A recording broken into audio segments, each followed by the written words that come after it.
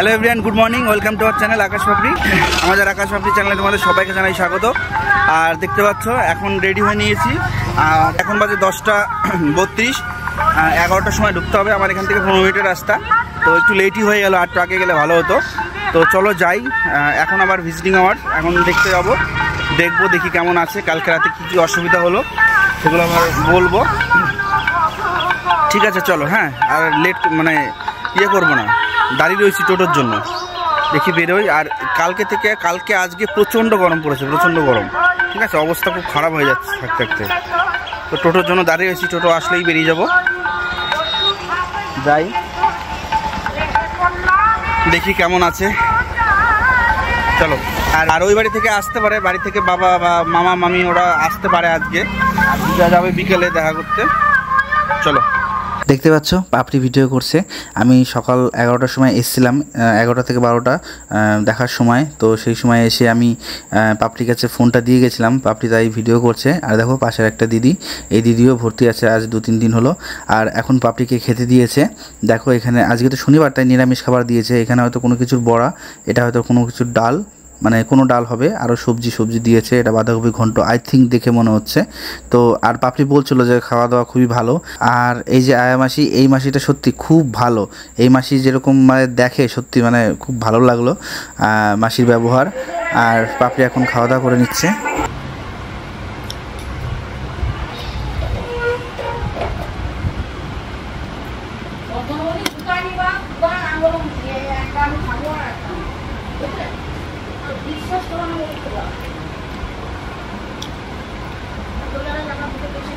আর পাপড়ি খাওয়া দাওয়া করে এখন শুয়েছে। ও তো ভয়েস করতে পারছে না, তাই আমি ভয়েস করতে হচ্ছে। আর ওর হাতে দেখেছো কাপড় বাঁধা। এখানে হচ্ছে স্যালাইনের জন্য চ্যানেল করা রয়েছে, কোনো ইঞ্জেকশন করতে হলে বা কোনো কিছু করতে হলে দেয়। আর আমার বেবি এই যে পাশে শুয়ে রয়েছে, তোমাদের এখনই দেখাবো না, তো তার জন্য তোমাদের ওয়েট করতে হবে আর কয়েকটা দিন।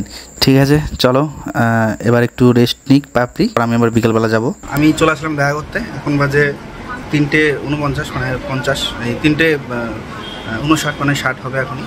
এইমাত্র দেখা করতে আসলাম। আর আমাদের বেবি শুয়েছিল, আমাকে দেখে মনে হয় কান্না শুরু করলো। তো ওকে নিয়ে একটু বাইরে গেল মাসি। আর হ্যাঁ, কান্না করছি। ঠিক আছে, একদম ঢুকলো সঙ্গে সঙ্গে কান্না শুরু। যাই হোক, তো মেন কথাটা লেট করবো না, দেরি করবো না, আগে বলে দিই। আগে বলো তুমি কেমন আছো? ভালোই আছি। আর কালকে সারাদিন সারা রাত শুয়েছিলাম, আজকে উঠে বসতে পেরেছি। আর হচ্ছে মানে একটুখানি হেঁটেছি বলতে টয়লেট গেছি, মানে উঠে বসছি আর কি বেবিকে খাওয়ানোর জন্য। কালকে সেটা পারিনি। আর বেশিক্ষণ থাকে না, তোমরা দেখতে পেলে, মানে একটু খাওয়া দাওয়াগুলোর জন্য উঠে বসি। তো বেবি আছে সাইডে, তো হ্যাঁ মাসির কোলে রয়েছে। আর বলে দিই, তো তোমার দাদা ভাইয়ের আগে তুমি বলেনি, কারণ আমি সুস্থ ছিলাম না। আর এখন তো বেশ সুস্থ হয়েছি। আর তোমাদের এটাও বলেছিলাম তোমাদের ওয়েট করাবো না। আর যখনই আমি মোটামুটি সুস্থ হবো তখনই তোমাদের জানিয়ে দেবো যে কে এসছে। তো আমাদের ঘরে এসছে মা লক্ষ্মী। আর মানে সব কিছু, আমাদের প্রিন্সেস, আমাদের রাজকুমারী, আমাদের মা লক্ষ্মী, আমাদের জান প্রাণ, সব কিছু। আমার তো জান। কাকিমা নাম রেখে দিয়েছে। কাকিমা বলছে আমি ওকে পরি বলে ডাকবো। পরি? কত মানুষ কত নাম রেখেছে। তো অনেক হচ্ছে। কাকিমা ছবি দেখেছে, ছবি দেখে বলছে তো পরি, তাহলে পরি নাম ডাকবো। আমি তো পরি বলেই ডাকবো। অলরেডি ডাকা শুরু করে দিয়েছে বলে কথা। ওর যে কত নাম হবে, কত মানুষ ভালোবেসে কত নাম রাখবে, সেটাই। তোমরাও রেখো, তোমরাও তোমাদের সুন্দর সুন্দর নামগুলো আমাদের বলো, কারণ এটাও তো আমাদের কাজে লাগবে, তাই না? তোমরাও কমেন্ট করে বলো যে কি নাম রাখবো। আমরাও কিছু ভেবেছি, আমরাও বলবো। দুটো নাম ভেবে রেখেছি, তো তোমাদের সঙ্গে সেগুলো শেয়ার করবো। এখনো তো সিলেক্ট হয়নি। আর ভালো আছি। কালকে তো সারাদিন মানে ওটি চলেছিল জন্য মানে খাওয়া দাওয়া কিছু হয়নি। কিন্তু আজকে সকালে চা বিস্কিট আর তারপরে ব্রেকফাস্ট করেছি রুটি আর তরকারি দিয়ে। আর লাঞ্চও করেছি, সেটাও তোমাদের দেখিয়েছি। হ্যাঁ, আর কুচকুশোনাকেও তোমাদের তাড়াতাড়ি দেখিয়ে দেবো। আসলে কি বলতো, ও তো কালকেই হলো, তো বুঝতেই পারছো একদমই ছোট, নিউবর্ন। এখন বেবি দেখানোটা ঠিক হবে না। তো আমরা বাড়ি যাই, তারপর দেখো। সেটা সবাই পছন্দ করবে না, বাড়ির লোকের অনেকের আপত্তি থাকতে পারে। তো একদমই নিউ, তো কালকেই হয়েছে জাস্ট, আজকে ওর একদিন মানে 2 দিন বয়স হবে। তো ওই জন্য ভাবছি যে এত ছোট বেবি হয়তো দেখানো ঠিক হবে না, আর কিছুদিন পরে আর একদিন পরে তোমাদের সঙ্গে শেয়ার করে দেবো। ঠিক আছে, আর কিছুদিন পরে হয়তো যে মাসির কোলে পিছনে মাসির কোলে রয়েছে। ঠিক আছে, দাঁড়াও। ঠিক আছে, আমাদের দেখা করার টাইম খুবই অল্প। আমি একটু কথা বলি, একটু দেখি। সারাটা দিন এটা ভেবেই কাটে যে কখন যাবো আবার দেখতে। ঠিক আছে, চলো। রাতটা খুব কষ্টে যায়, মানে দিনটা বেশি ভালো লাগে, দিনে দুবার দেখা হয়, এখন চলে গেলে খুব খারাপ লাগে, মনটাও খারাপ লাগবে। অসুবিধা নেই, কিন্তু ভালো লাগে না, মনে হয় যেন রাতে কেউ থাকলে খুব ভালো হতো। রাতটা খুব সময় যেতেই চায় না। ঠিক আছে, অসুবিধা নেই। ঠিক আছে, রাখুন, এই রাখছি, পরে কথা বলছি। বাড়ি যেতে ইচ্ছা করছে? হ্যাঁ, এখানটা আমার বেবি ছিল শুয়ে, ওকে ঘুরতে নিয়ে গেছে। কখন বাড়ি থেকে আসি আর কখন মনে হয় যে দেখবো একটু। হ্যাঁ, তাড়াতাড়ি চলে যায়, রাতটা খুব মনে হয় অনেক বড়, রাতটা খুব বড় মনে হয়, থাকতেই চায় না। আর আমারও তাই মনে হয়।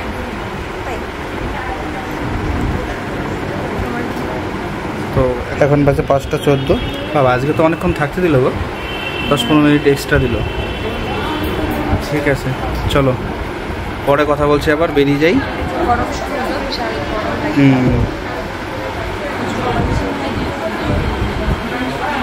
আমার বেবিকে দেখে রাখবে, হ্যাঁ, আর তুমিও সুস্থ থাকবে।